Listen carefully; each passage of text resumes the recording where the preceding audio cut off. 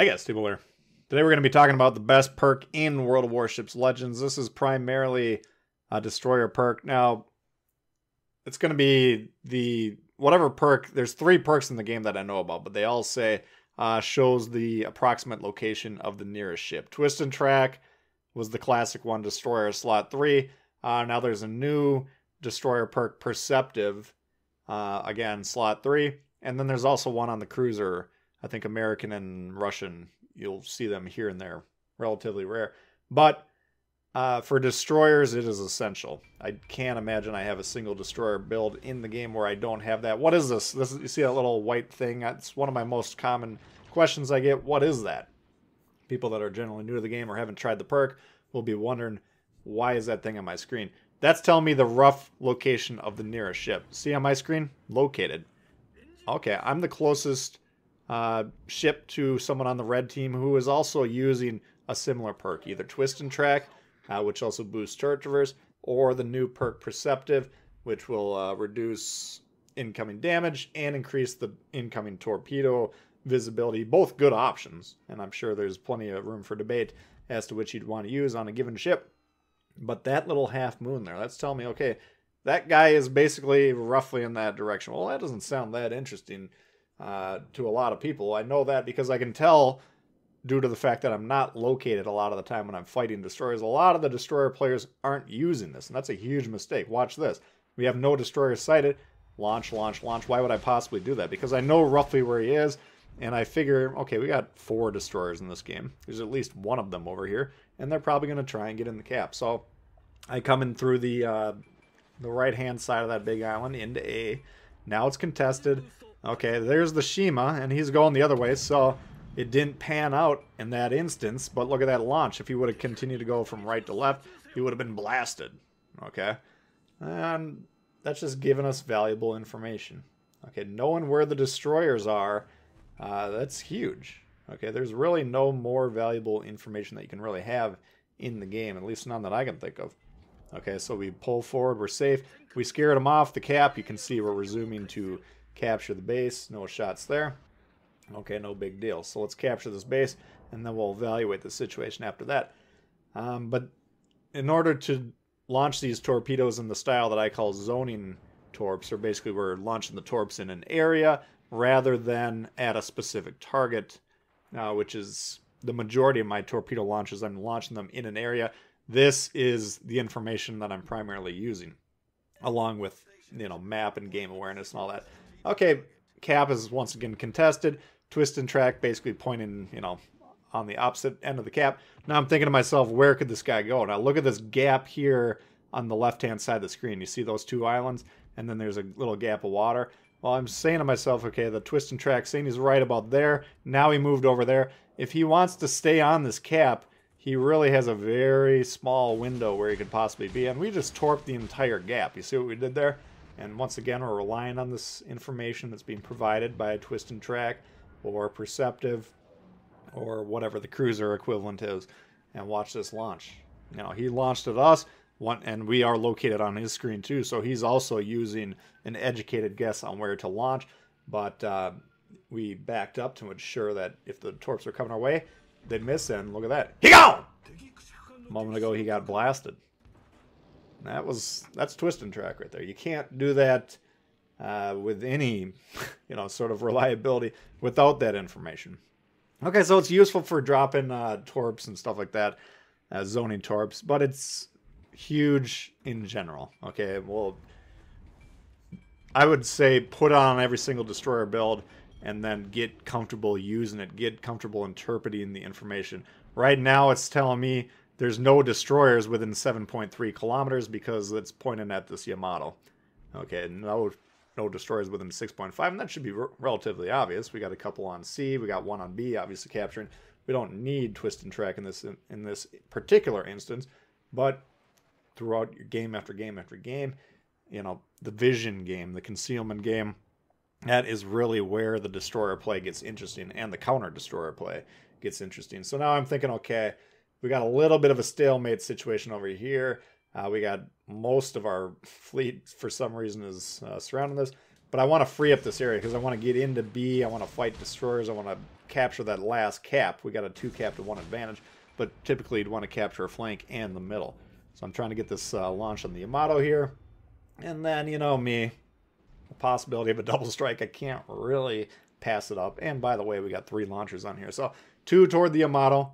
Looks like we're only probably going to get 1 hit. No flood, unfortunately. Iowa. Uh-oh. Those are coming in hot. These are Screamer torps. Shimakaze short-range torps coming in hot. Boom, boom, boom. He's dead. Not quite a dev strike.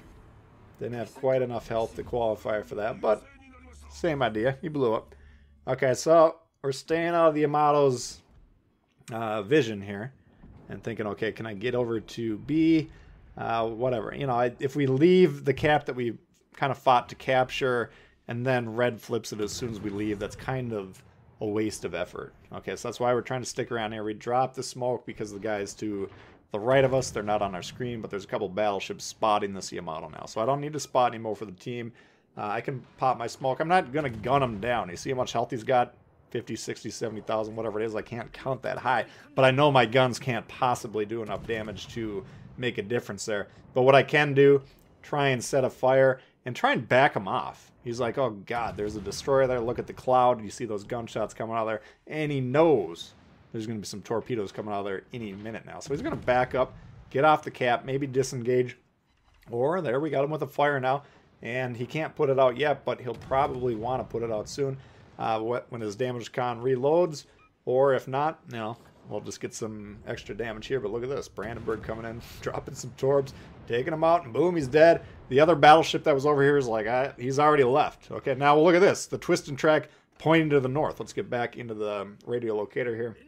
And what we're going to be able to do when we see how far that battleship is, because we see those torps coming in from the right-hand side of the screen. We see the cloud over there on B. That's probably a Gearing, who's one of the ships left. Very long-range torpedoes. Now it just flipped over here. So, boom, we checked there. Okay, 10.8, 10.9 it was a moment ago. Now we know exactly where that thing is. He's basically 11 kilometers away, and we're closing in on him. And that's valuable information, okay? We're reading what information we have, okay?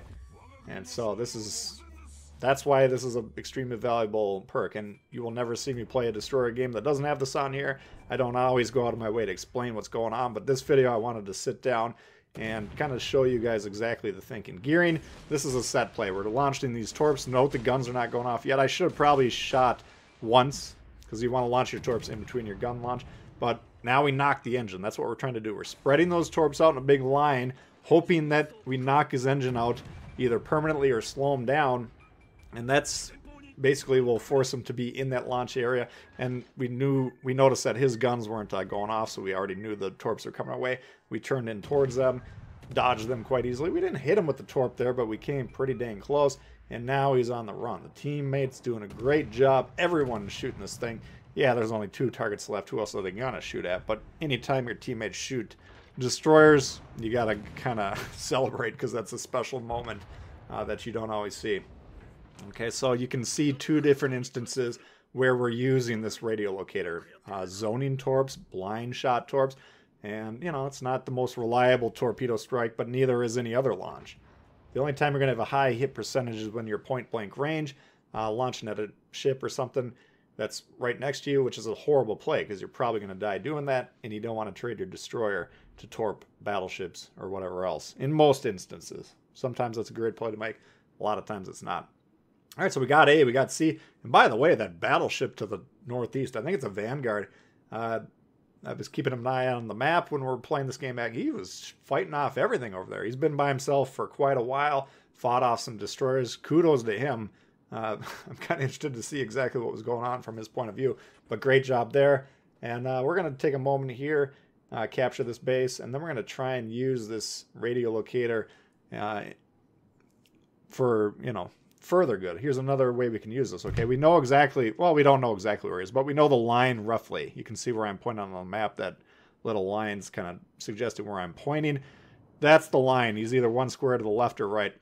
And we're just going to go ahead and ping here to alert our team. Anytime you're a destroyer and you're in these situations where we're looking for ships, you have this perk on your build now, right? We've already come to that conclusion. You figured it out. This is the best perk in the game. All right, you got it on there. Now help your teammates out because they're going to be wandering around. They're going to be like, okay, there's a destroyer. And it doesn't matter if we sink this destroyer in this case, but a lot of times it will matter. They're up in score. The only way you can possibly win, sink all the ships.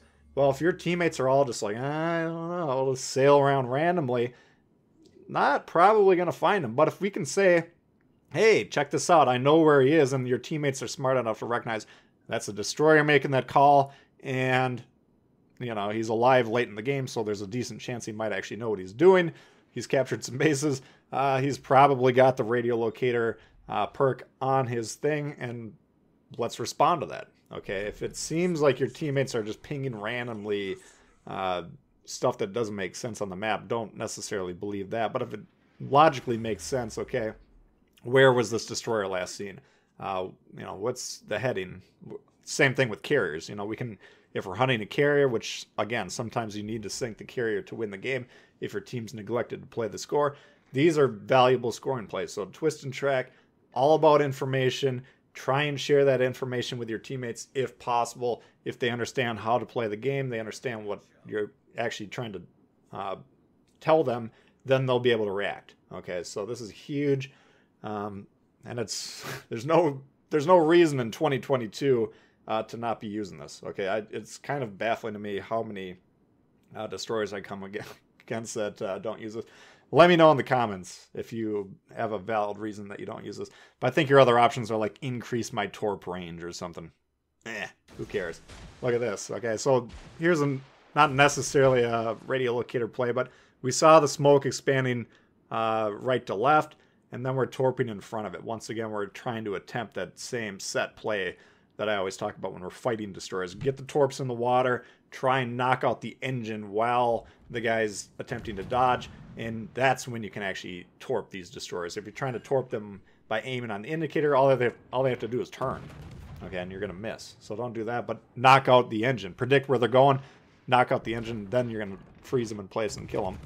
Fortunately, we run out of time before we finish them off, but that's a look at the radio locator and the Shima. Hopefully you guys did enjoy it. If you did, please hit the thumbs up. New to the channel, hey, consider subscribing. We got lots of World of Warships coming all the time for you. Questions, comments, leave them below. Love to hear from you, and we'll see y'all later. Peace.